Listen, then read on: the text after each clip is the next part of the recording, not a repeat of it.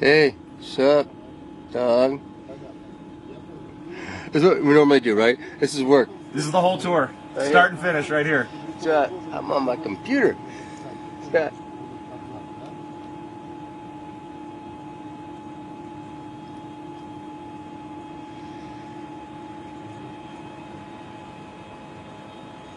Look, Mom, no hands. You have hands. No feet. It's roomy.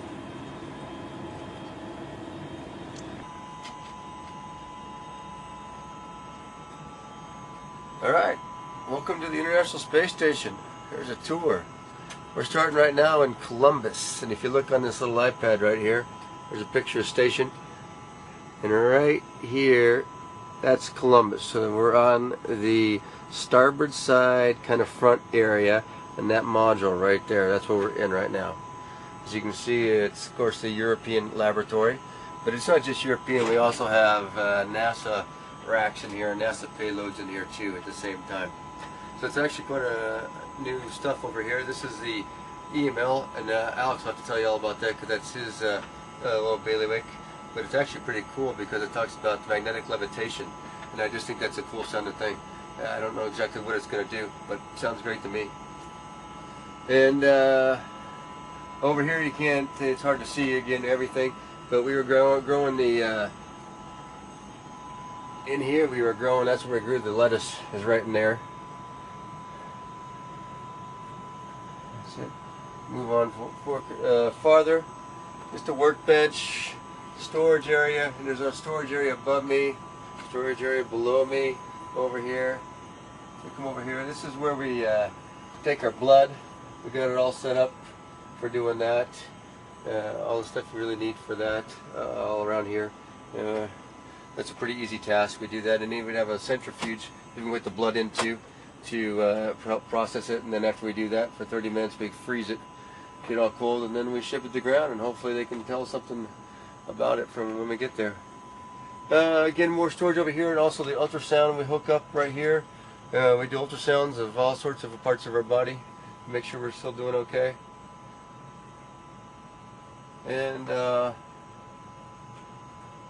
there's also over here the Slam D, which we don't have set up, but that's where we do the measure our mass or our weight, see if we're losing or gaining weight. We can set that up over here too, our version of that. And again, there's a lot of science actually going on here too that we don't touch too much, but we just set up.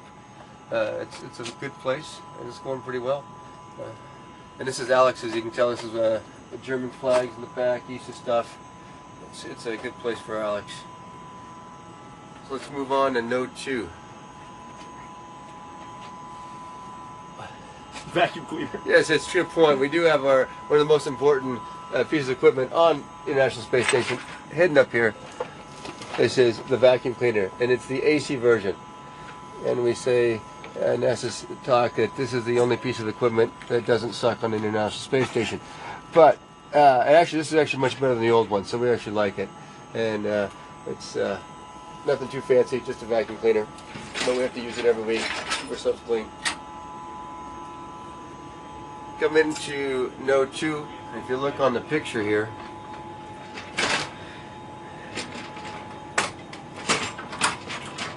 Node 2 is this section right here. It's this front little piece that fits on the station. So it's actually where the shuttle used to front, and this black part is where the shuttle used to dock to. And so right now, there's nothing of course is docking to that, but we're in this area right after there. It's called Node 2. And so if you look out here, this is where the shuttle actually docked, is right through that hatch right that way. And there's still a device on a module called PMA-2 out there. And when we get a visiting vehicle such as a CNES or a SpaceX, we berth it down here on the nadir side, the lower side. So we'll open that hatch and we have that there. And again, so that's again the idea of being a node. It has multiple spots to attach to. So you have all 4 sections here around, and the one out the front, and actually one behind us. So it has actually 6 places to dock other modules too up here. Besides that, it's really our a workbench area and our living quarters in Node 2. So you come this way, Actually, you'll see over here another one of our workbenches. We'll usually keep both workbenches here and here. At this time we have one in the Columbus module at this time, just because Alex is working on a special project there.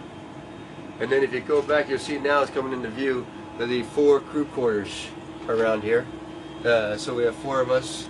This one's mine over here. We have Alec, and we have Tonto, and we have Alex. And it's kind of interesting because once you get into one, you really can't tell which one's which orientation you are. So if I happen to go into Tonto to look at a picture or something he's got on his screen, I'll come out and I'll be kind of confused because I don't know which way I'm going. And especially if you go into Alex's or Alex to do that, you come out and you're really confused because it feels like you're in your own, but when you come out, it's totally different orientation. But if you're looking here, these aren't too big at all. You can take a quick look in here. I'll jump in here real quick. So we have a sleeping bag attached to the wall. The way I like to do it is I just have it attached here in one point and one point up here, so I can put my feet right up here when I'm sleeping, and I kind of do it in the sense of this position, like this, and I'm kind of curled up a little bit in the semi on my side sleeping position, which I like to do back on Earth, and it kind of works out pretty well. It gives me that same feeling, almost, but it works well for me. And then when you wake up in the morning, the first thing you see is your laptops. I got one that connects to the internet, which works like 50% of the time, and then I got another one that does our LAN up here, which gives us our schedule, all the other information, our email, everything we need to do to work up here. That's what that one is. And we also have an iPad, as you can see, and that's also up there, and that's again for all sorts of work or for watching movies or something like that on. That's what it's good for. Again, though, it's actually not a bad setup. I know it's small, but really it works out well. We don't really need much more room up here. So let's now move on to the lab. If again you look on here, so what we're doing right now is we're heading towards the back, towards the aft. We were in the very front, in the middle, and now we're going down this long path on the back. And the first one we come to is a lab. And you see on the back, on top of the lab, I should say, at the very aft part, is this big structure over here. It's called this truss. Sorry. And on the truss, we have the solar arrays. And so we can, of course, that's all on the outside, and we only get out there doing a spacewalk. But so that's kind of how this is set up, though, so you can see where we are. So here's the lab here. We're going to head into the lab. This is the U.S. lab.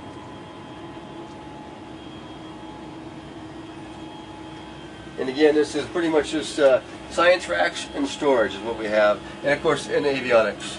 We have a lot of the computers that run the system, or run the lab, or sorry, run the station, are in here. And besides that, then we have all sorts of experiments. And also right here, the first thing we start off here with is we call this Melfi, which is actually a big freezer, a minus 80-degree freezer. And there's 4 different sections of it, and they can control each different section here with a different temperature if they want to. And that's where we put, when we say with blood and stuff like that, we're going to put it in there to store it until it goes home. So that's how all the science is stored once we do it. Here's a glove box, so we can use to do experiments on here if we need to use a glove box. So people on this increment have been doing bass, which was I think kind of interesting. We all liked it as males because it was burning stuff, and you could burn things in here in the glove box, and that also was actually kind of nice. And right, and then later on, after the next SpaceX gets here, they're actually going to do all the work on the mice in that area, which is I think going to be very interesting, difficult but interesting at the same time. You go to the other side over here, in this little hidden area, is what I've been working on lately. That's a Robonaut. You can hardly see him in here. So he's been my latest project. We've been upgrading the all the electronics in there, the computers, etc. And then this next week I actually get to put legs on him. I think it's going to be actually kind of creepy looking when he gets legs. But hopefully it'll help him walk around the station, move around the station. And as you look around the other spots, then we have on the top, we call them express racks. And express racks just means really it has power and data for any kind of experiments that want to go up there. So if anything on the ground, somebody comes up with an idea for science, and all they need is a data connection and power, they can design it to fit in here, and we can easily put it on there, hook it up, and then they can control it from the ground and do all the science without much interaction from us, which actually works out pretty well because we'll set it all up and they can run a lot more science that way.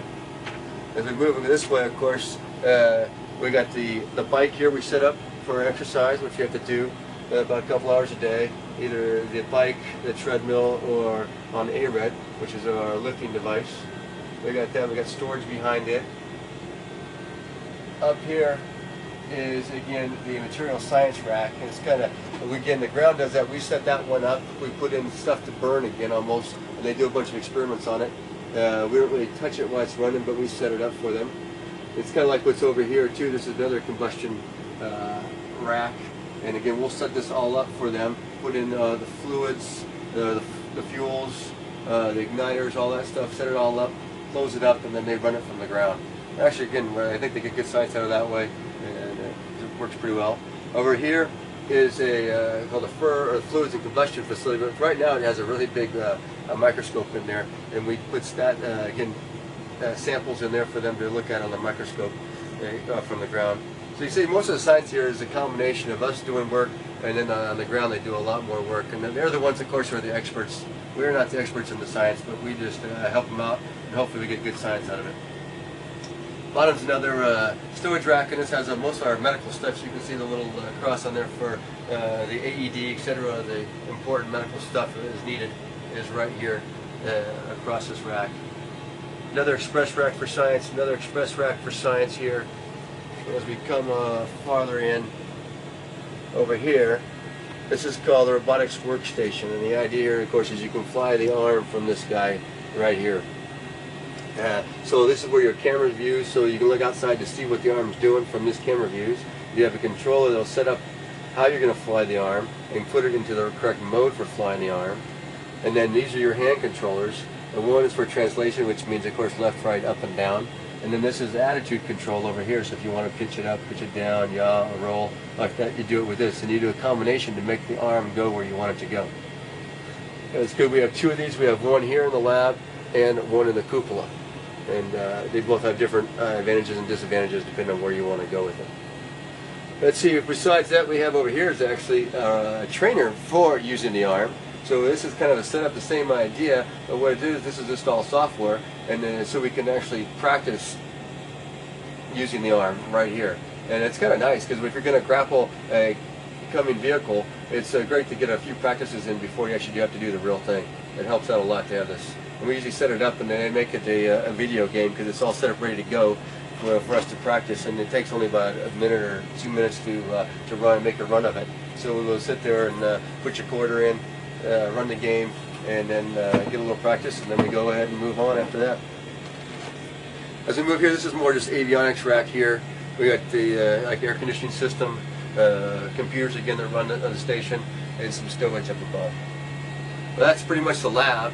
As we move this way again farther aft, we go into Node 1, which is pretty much just like Node 2. It's a little older, with the same concept, same design, and it's where we really eat and have that our food, etc., set up a little sort of like a table where we watch a little TV. We watch movies sometimes on the weekends here, and this is kind of our area for relaxation. If you look over here, and this is our table. Now really when we eat, it's more like, I think we prepare here. We really don't eat on the table here because there's no reason to eat on a table. So what we'll do is we'll help prepare things here, keep things stuck to the Velcro or the tape as we need it to, and then when we want to eat though, you're actually just holding it here, letting it float, or eating it to do what you need to do while you eat.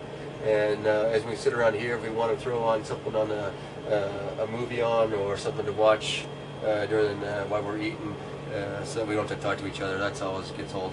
And we'll do that right here as we do it. This right here is our food warmer. So we take the packets of food, go ahead, throw them in here, heat them up.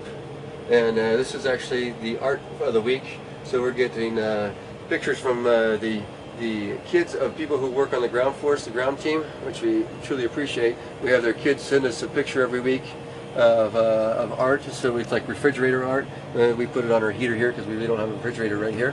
So we use that, and then we have a new one each week on there. Besides that, we have more storage here, all the way around.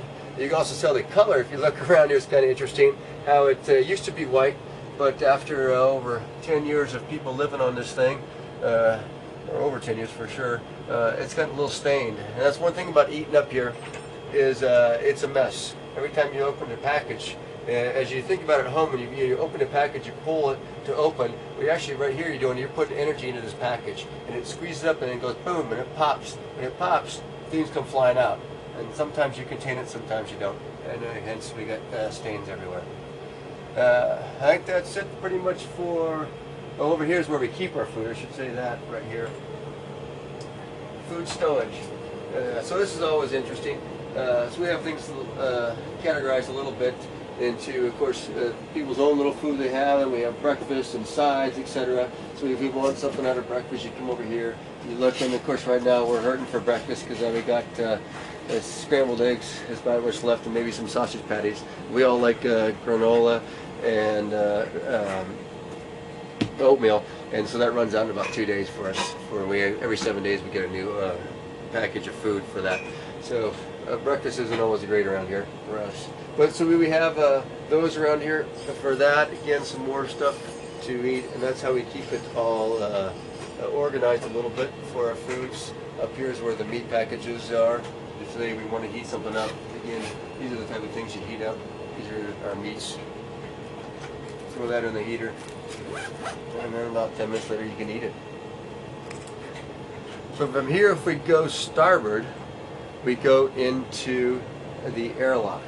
If you look on here, it's just starboard.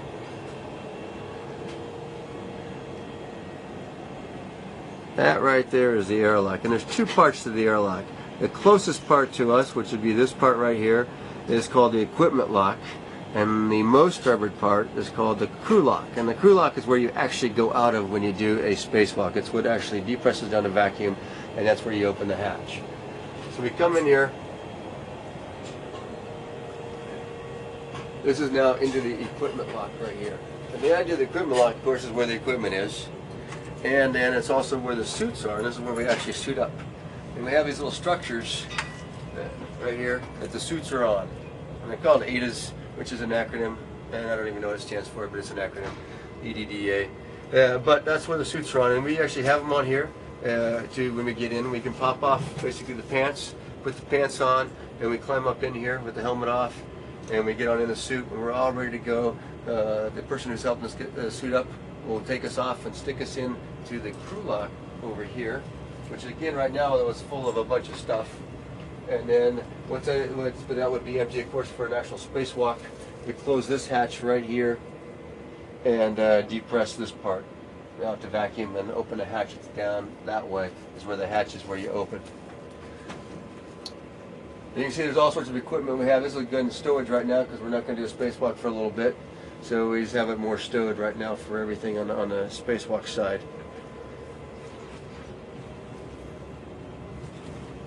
And that is unfortunate.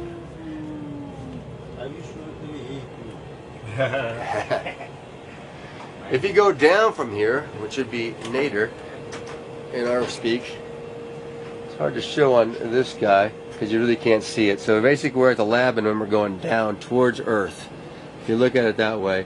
So it doesn't really show it on here because it's blocked by the node 2. But if you go down right here, so we would be going from node 1 down nadir. This is actually called the PMM. And that's really us too, is a big stowage area. What we have down here is just pure stowage. That's what it's for. And we have all our supplies, food, extra equipment, other stuff like that that we need to have for months on board in case another vehicle doesn't come to resupply us. We need a bunch of equipment. So you can kind of look at that and see that that's just a bunch of stowage areas. It's also where we keep our trash. And, we just can't throw the trash out on the curb every week up here. So we have to keep it. And last time when CNES left, it had we had about 25 bags worth of trash that we threw out. And the bags are pretty good sized bags. They're like big, think of big hefty bags of trash that we threw out on CNES. So that's where we have to keep that. Besides our new stuff, we have to also keep trash down there too. If we go to the port side, now you can see that on here. The port side is called node 3, and again it's very similar to node 1 and 2, and it's not even on this picture. So that makes it more difficult. But I might even have another one that shows it. But it doesn't matter. It's to the port side. Blame the guy who downloaded the picture. Yeah, blame the guy who downloaded the picture. Exactly. And it's not on that one either. Wow, look at all that. Alright. But it's on the port side. And this has many functions. The Note 3 has many functions. First of all, it's a place for working out. Right here is our treadmill. See, it's actually on the wall. See, we always are running downhill. Makes it easier that way. And the idea, of course, of the treadmill here is we have these bungees we hook up to a harness that we wear. Now, here's my harness. I'll hook it up to this harness right here. And then I'll hook that harness again into here, strap myself down to the treadmill itself, and go for a run. It's somewhat similar to running on the ground, I would say. You're a little bit lighter than you actually are weight-wise. To your legs actually don't get worked just as well, maybe as much, but it feels overall as a more body workout because you have the load on your shoulders and your upper body while you're running, which you really don't have. So it's kind of a combination there. It's a little different, but overall it gives you a good workout. Here are some other equipment we have. This is a water analyzer. We use this. We put water samples in here from all over and test out the water to make sure we have bacteria growing, other stuff growing in the water that would be harmful to us. That's how we test it out.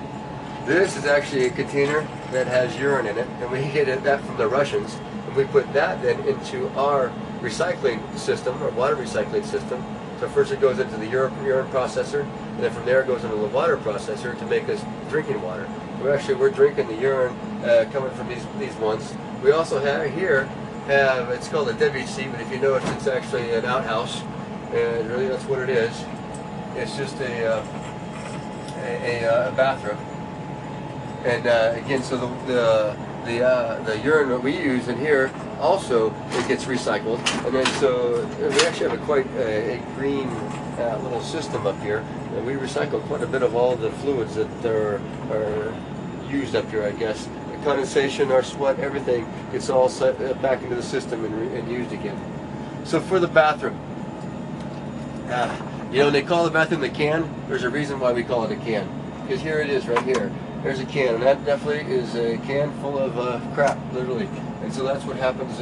You can sit here when you want to use it for that version of it, and basically there's a little bit of suction that comes down there to help keep pretty much the smell from coming up and everything else from coming up while you're using it.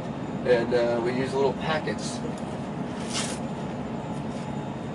here that fit into the hole that fits on top here. These packets go in here.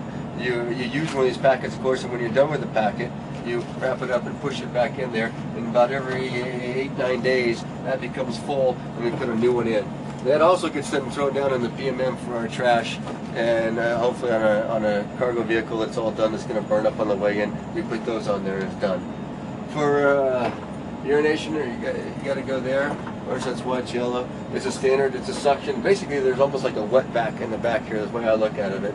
And so it separates, it has suction on it, and it separates the water and the air inside there, the urine in the air. And the urine, of course, goes to the urine processor. The air gets a little bit filtered and sent back out again. And that's the way. So it's a nice system. It actually works quite well. We had some issues early on, but now it's been working really, really well. Knock on wood. Exactly for that. We're happy about that. Yeah, but you know, it's a robust system. It's not complicated. It was probably built 40 some years ago, or designed, and it still seems to work pretty well. We're happy with it. Besides that, we have equipment again over here is more of the ECOS equipment again, where we have racks that circulate the air, clean the air, and this down here is a water processing system. There's an oxygen generator that takes water and makes oxygen out of it, and a Sabatier process. So this is again kind of like all recycling in this area here for the Note 3. And this is also where we clean up in the morning, say brush your teeth, that kind of stuff every morning. So we have right here is our, what I guess you'd call it your hygiene equipment, but basically anything like that, it's basically your toiletries. You look at it that way. So pull this open and it has pretty much everything you need all in one. Your toothbrush, your toothpaste, you have an electric razor, and you have a standard razor. So I usually use like the standard razor maybe twice a week, and then I'm lazy on the other mornings and I'll use the electric razor. And when we to clean the electric razor every week, we'll take the vacuum as we vacuum this place up. We'll vacuum out the electric razors, that way we don't get to make a mess out of them. Got a little no rinse shampoo. This is the shaving cream. It needs a little water to go with it.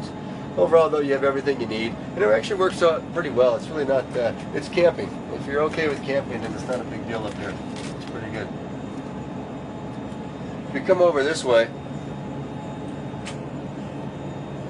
you can see this is where we do our lifting right here, and it's upside down, so if I want to lift, I'm actually working on it this way.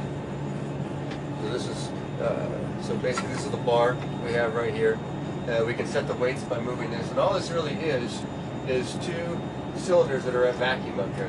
We sucked all the air out of them. So as you pull these cylinders out, it pulls against the vacuum, causing resistance. And when you change the weight, you're really just changing the mechanical arm on these cylinders to make it either make the pull harder or more easier, depending on what you want to do with it. And that can change the weight you're actually lifting.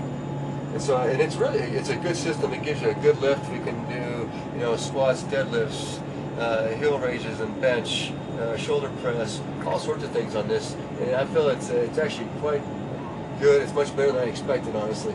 It's a good workout, and I'm glad we have it. So it's one of my things I like to do up here. Back on this side again. So on node 3, we again have the hatches all the way around. You can use. I'll go back the right way now. So again, the only place we have anything though right now is nadir, and nadir down here we have is a cupola. And right now, unfortunately, it's dark out, so maybe we'll take a look at that a little bit later. But that is our window on the world, the glass bottom boat. It's a beautiful place, and that's where we like to stand and hang out and watch Earth. There's also another robotics workstation down there. I'll show you in a minute. But on the sides, again, it's just hatches, but right now we don't have anything on them. One day I believe they're going to plan on moving PMM over and also putting maybe another Bigelow module out here. It would be very interesting to see, but for right now this is all we have. And on this side again is stowage. Again, we have all sorts of things here for stowage. Mostly water that we stow over here.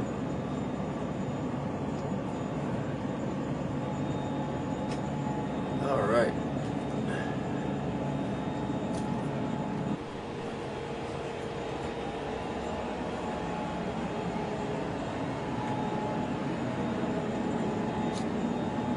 Alright, we're back in node 3. Gonna head nadir into the cupola. Got some sunlight now.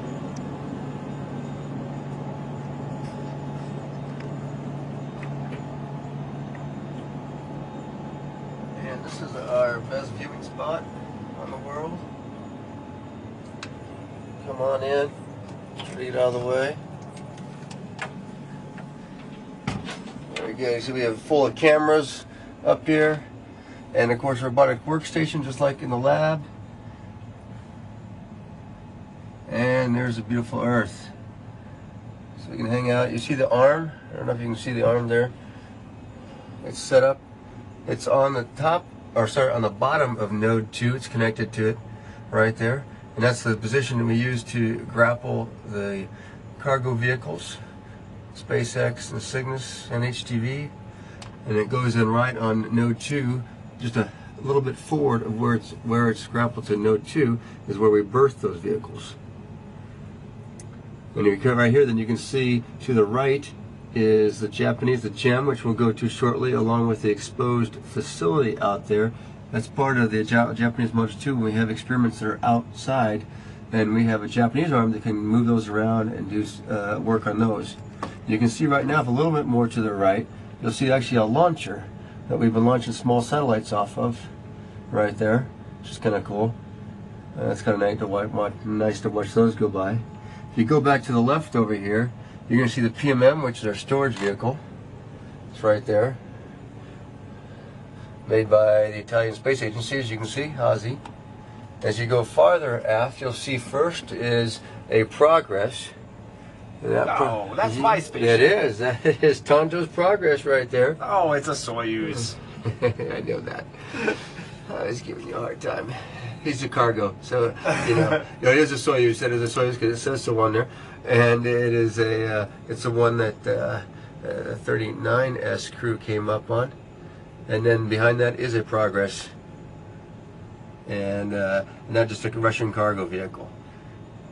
And as you go around, that's pretty much what you can see out here. You got solar arrays, of course, on each side. If you go over this side, all the way over, you can see the solar array on the port side.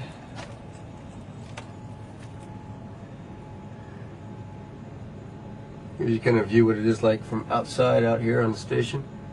But this is the best part out here, though, is looking down at Earth. We try to do that as much as possible. Unfortunately, we don't get near as much time as we'd like. They make us do work.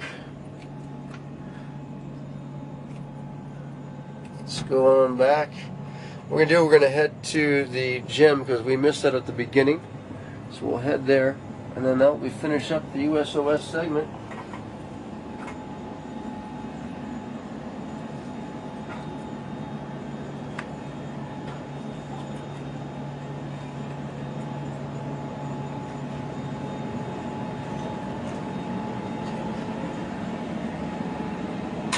And on the way, I'm going to get some water because I realize I was thirsty. And I'll show you how we put water either for our drink bags or for if you need to rehydrate some food. We have a place we get water. It's either just kind of room temperature water or it's hot water.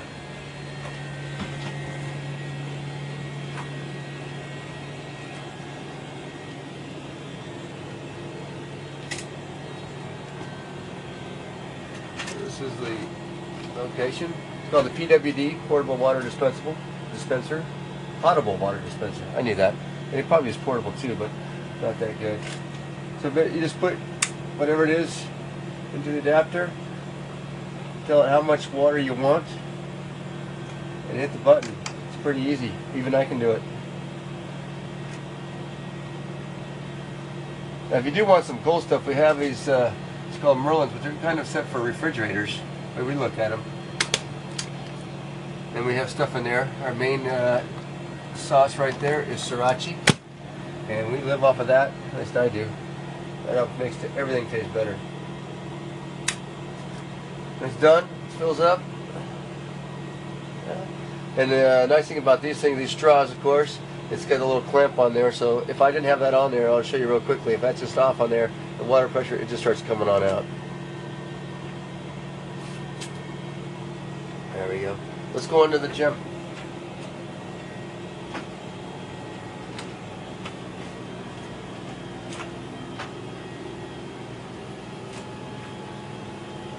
I'm going back, actually right now, back to Note 2. See? We'll head starboard. Challenge.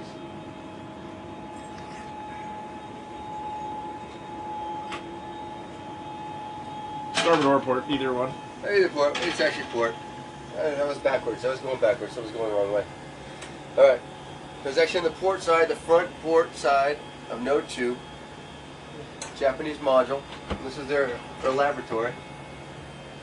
And again, it's like the Columbus in the sense it has half Japanese and half U.S. equipment in here. Also for stowage. Many different racks. Again, we have a Melfi on this side over here, which is the big freezers go to minus 80 degrees for our science. It's very good. Over here is a glove box with a microscope inside over here. And over here it has a place basically to incubate things. We have one, you can do it as in, so it free floats in the microgravity. Another one that they compare it to, which has a centrifuge, and they make it a 1G or a partial G, however they want to do the science.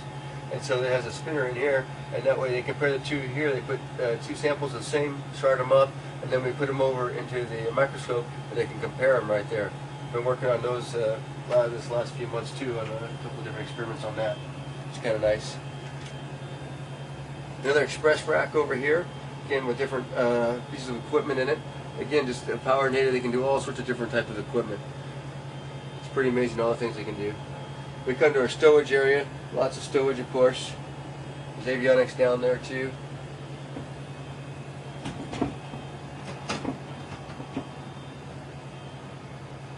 again, crystallization observatory. There's all sorts of science around here, and I haven't even got to play with this one, the fluids physics experiment facility. I haven't got to play with this one yet. So there's lots of science here that I didn't get to even play with up here that's going on. Unfortunately, I won't get to, but there's so much science going on. Well, we have over 200 experiments going on up here while we're here, and it's impossible to know them all. But I hope to get to work with at least half of them. We continue on, we go for more and more. And this is the area we also do spheres, which we like to do. So it's set up in this little area here. There's beacons that set up around here that the spheres, these little satellites, which I'll show you here real quickly, we can control these things through software, and they actually stay in this area, and they have navigation and control with them, and they can do all sorts of different kind of science with them. Just to get you an idea what it's like in the stowage areas. So here's a sphere. It's got a little CO2 cartridge in it, so it has little jets on it, and this thing can then fly around station. We're getting it set up here to actually put basically a smartphone on it, and it's going to then use its camera and map the inside of the station, and then use that as its guidance navigation, and go ahead and fly a trajectory through station. I'm looking forward to that one too. I think that's going to be really cool science. But again, this is the main area for spheres that we use, because it has right now the beacon set up to keep the navigation system right here, and it knows where it is as long as it's flying right here. I'm looking forward to the upgrade though, where we can go anywhere with these things.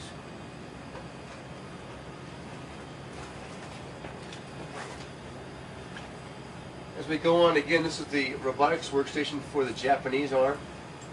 You probably saw that out the cupola window. Again, it is mostly though controlled by the ground, and they do a good job. But the big thing about the Japanese arm, it can go over here to the airlock, which we put equipment on, so that launcher that was on the arm was actually inside. Alex prepped it up, got it all ready, put it on a slide table that's on this airlock that comes out here with this door open. We put the slide table into the middle, close this door, depress the airlock, and then open the outer door. The slide table moves out, and then the arm grabs whatever we put on it with it, and then in this case it was a launcher, and sticks it up in space and launches off the little satellites. Earlier this mission I did a camera for the arm. I did the same thing and put it on the table and set it out there, and the arm picked it up and moved it to the Canadian arm, which put it on itself. It's kind of all interesting, but this is a big handy little thing to have here, this airlock in the gym. And we do have a couple windows though over here. We don't keep open much, but you can see the exposed facility if you open these windows up. Of course, it's nighttime right now, but right out there is the exposed facility. Unfortunately, you're not going to be able to see too much, I don't think so. You can try Tondo, but I think they're going to get reflection is all they're going to see. Yep. But Yep, just reflection of the airlock. all right, that is exposed facility out there with payloads on it. And again, if we need to, we can bring those payloads in through the airlock, do some work on them. But mostly it's all done robotically. If you go to Zenith, which is up for us, that's where you get to play. Oh, this is Tano's favorite experiment. Sorry. It's called BCAT. It's colloidals again. We do a lot of colloidal research. I'm sure you're not exactly what that's all for, but I hear it's really good. And so what this is, if you look at this, there's actually 10 different little chambers in here. And what you have to do to get those chambers to work is you have to mix them up so it makes it a smooth, and then basically all the colloidals kind of mix into the solution. And then it sits over time, and they all form, the crystals are formed together, and they can do a lot of science about these things and how they form and why they form and all that. And at the same time, to measure that or to analyze it, this camera will take a picture of it once every 2 hours. And then, so you do it for almost 2 weeks it runs for. It's running right now. It's running right now. And that's why we have the tape up here. It's not that this is an accident scene, it's actually, we're not supposed to get in there and touch it. All right, thanks, Swanee. Now you can continue. Now I can continue. That was BCAT. If we go up, which is a fun thing to do, this is actually called the JLP, and it is a Japanese logistics machine module, and it's a storage area for Japanese equipment and U.S. equipment too. And it's really actually quite nice. in here. It's one of the quietest places on station, but it has good storage, nice place to be. And our little, if you can't look out the cupola and you want to see Earth, you can come in here and get your little view of Earth. And these are actually kind of interesting. If you notice this right here, we call this a bungee jail. And what we do is we can put things behind these bungees and it stays up there. We don't have to really keep them contained or strapped in. They're contained in the bungee jail. We'll do that for different objects in different places. It works quite well and easy to use. Where's your bag with all the metal in it? Is that still there? No, it's gone. Yeah, that would be a good thing to show, but we moved that thing. It has a basic bag, big full of metal that makes some nice chime sounds. If we just had some wind to blow the chimes, it'd be really great. Hey, you know what? Come back up and let me go to the front of the gem, and you can do your. Oh, okay. Sounds good. We'll show you the dismount out of the JLP dismount. Yes, exactly. Just remember, you got an SSU down here.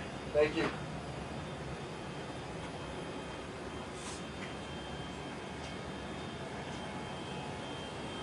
ready? Give me one more minute.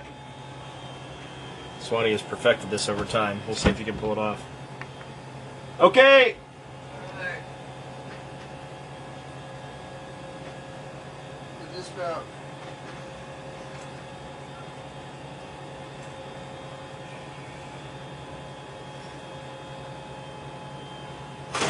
Ah, he missed it. That was still pretty good. Well done, sir. Didn't stick the landing. But that's the JLP dismount we like to do when we come out of the JLP. And as you notice, it's kind of fun to move around up on station. So that's the Japanese portion. Again, it's a great lab. I really like it. It's one of the cleanest places on station to work, and it's always fun to work there. Try to get there. I guess we'll get part of it. Oh, and explain what the green dots are. Okay. You on? Yeah. Okay, this is our, it's called PCS, which is basically information on how the station systems are doing. But most important thing for us are the comm, what is available comm-wise. And this is what we have down, so when we look anywhere around this area, we can look over here and see if we have comm or not. And we have 4 different channels, spaced around 1, 2, 3, and 4. As you can see, it's upside down, but that's just the way it happens to be here for us. But these are the prime 2 we use, and it's the most available. And then these are, if we have KU, we have these 2, and we can use those 2. And so it's comm's very important for us. We need to talk to the ground quite a bit. They help us out tremendously. They're the ones with all the real knowledge. Again, so we're just a glorified technician.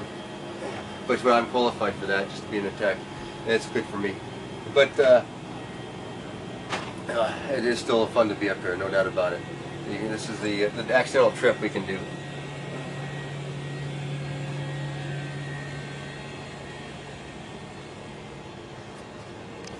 So now we're in Node 1 again, where we have our dinner, etc., our place to eat. But we're going to move farther aft, and when we go farther aft, we're going to head into the Russian segment. And you'll see a change. You'll notice, of course, how, I guess, the size of this and the sides and the way this US side is built. It's quite a bit difference when you go into the Russian segment. I'm going to try to do this backwards. Yes. Now I was trying to go backwards, which is going to be a little difficult for him. We'll see how this turns out. First, you notice we're going to another PMA, which gets quite a bit smaller. We use this for stowage of our main items that we need on a daily basis, kind of like towels, etc., that we get. That's all stowed right in this area. We can grab them when we need them. This is the first kind of, I would call, a node area for the Russian segment. It's the FGB GA. And so what it is, we can continue that way, which goes back into the FGB and into the service module, or we can go nadir and down into the mini research module number 1. And this is also a little interesting aspect of it. Again, it gets really narrowed down in here for a module.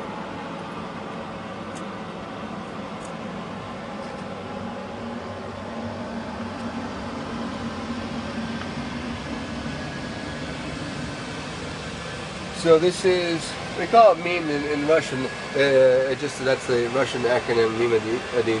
But the idea here is there has some science in there. It's more of a storage area for them. It means they keep a lot of their stuff here. And if we continue on, that's the Soyuz that Tano and the rest of his crew came up on. And so that's where we saw out the cupola. That's where you go to get to that one right there, through that area right there. So that's where this is docked to on the Meme 1. And so this is one of the newer modules for the Russians. It came up, I know STS-132 put this on, so it's not that old. And you can see it's actually pretty still clean on the sides. As you look at some of the older Russian modules, you'll see that basically this is the pile Velcro right here on the sides. And it's great for sticking things to. However, though, it does get dirty and it's hard to clean. And you can probably see that later. Always advantages and disadvantages to everything.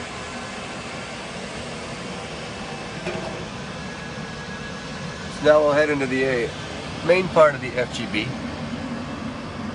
If I can find it.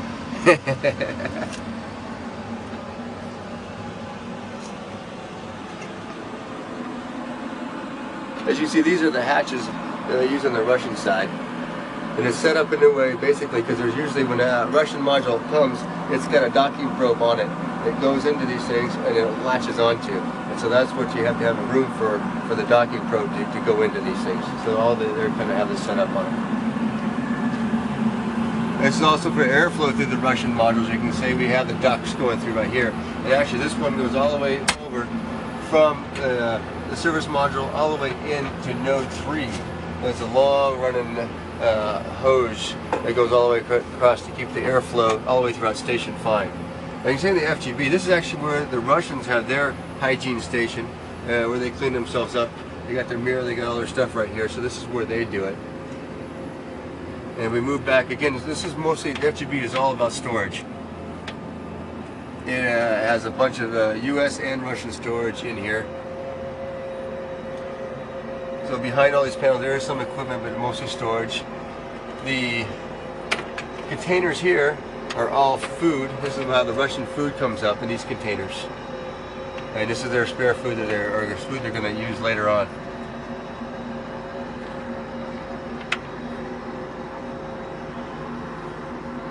Okay, now we're going from the FGB into part of the service module, which is like the main living quarters for the Russian side. And this is their kind of what I call a node area. PO is the name of it in Russian. And it has two different ways to go. If you go nadir, you go into the docking compartment and into a progress down that way. And you can see their Russian spacesuits. So this is what they did to the spacesuit about a week ago. And this is what they did it out of the docking compartment. It's actually their airlock. And if you go zenith, we go into the mini research module number 2, and that's where the progress that I came on is docked to. And this is where I have to stay when the Russians do a spacewalk, so I can't be separated from my Soyuz through closed hatches. And so to make sure they want to close that hatch, they're doing their spacewalks. So I have to be in here, so I'll always have an access to my Soyuz back this way. We go a little farther, we can at least go a little bit into the Soyuz. As you can tell, it gets narrower and narrower. The Soyuz is actually a pretty small vehicle.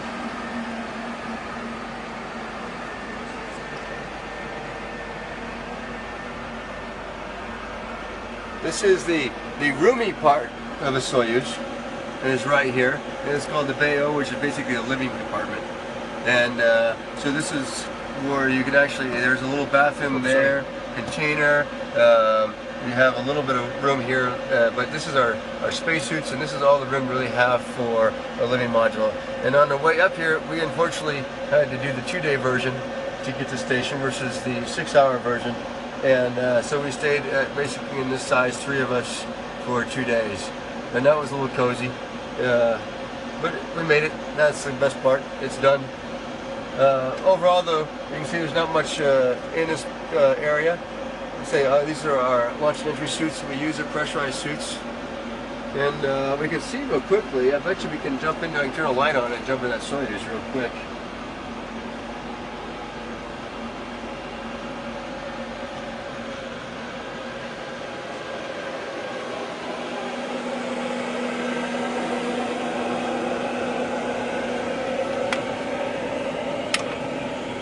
Actually, I don't have my flashlight. I don't have my flashlight with me to find the switch.